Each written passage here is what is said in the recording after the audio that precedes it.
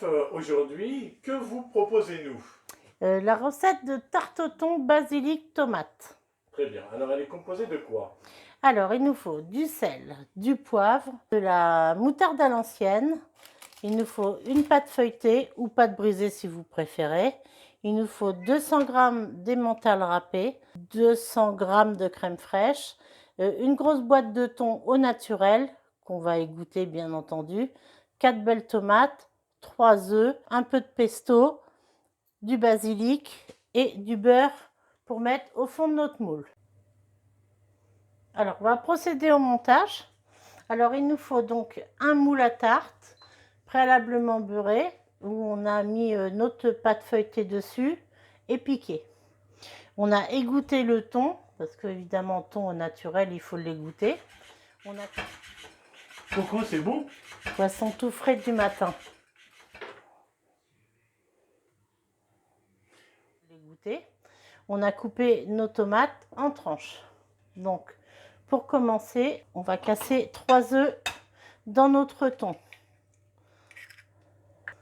On va mettre notre crème fraîche. Moi, crème fraîche d'Isigny parce qu'évidemment, je suis normande et j'aime bien la bonne crème.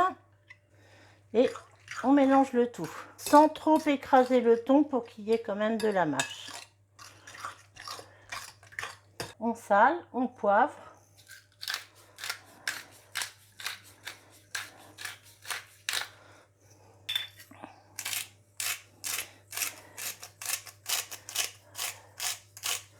Et maintenant, on va mettre dans notre préparation du basilic.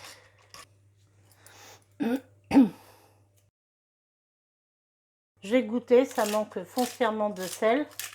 Donc je rajoute du sel. Il faut que ce soit bien assaisonné. Et un petit tour de moulin à poivre. Et mon appareil est prêt.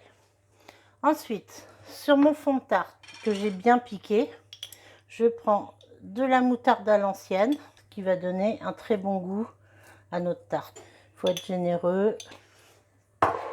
Alors, sur la moutarde, on va mettre une couche d'emmental râpé pour absorber le jus des tomates en fait.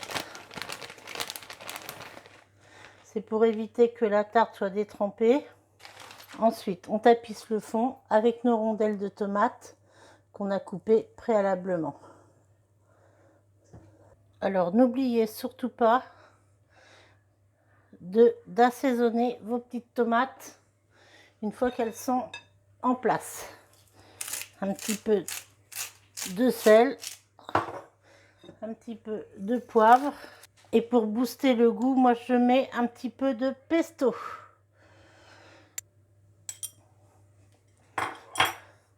Ensuite, on met notre préparation par-dessus. Bien sûr, on a préchauffé notre four à 180 degrés. On étale bien notre préparation uniformément. Et on met le reste de nos tomates tranchées. Alors, s'il vous reste un petit peu de pesto, on met les petits restes de pesto dessus. On recommence. Du poivre, il faut bien assaisonner pour que ça ait un super goût. Un peu de sel. Et on va finir par de belles feuilles de basilic sur le dessus. Bon, après le pesto c'est facultatif, hein. Si on veut on peut mettre aussi de l'origan. Après on met les épices que l'on veut, hein. Voilà. Et on va finir par une couche d'emmental râpé. Après on enfourne à 180 degrés pour 40 à 45 minutes, chaleur tournante. On surveille et il n'y aura plus qu'à déguster avec une bonne salade verte. Après, moi j'ai mis de l'emmental, mais c'est vrai qu'on peut mettre aussi comté, du parmesan ou alors de la mozzarella en petites boules. Maintenant, c'est parti pour 45 minutes dans mon four.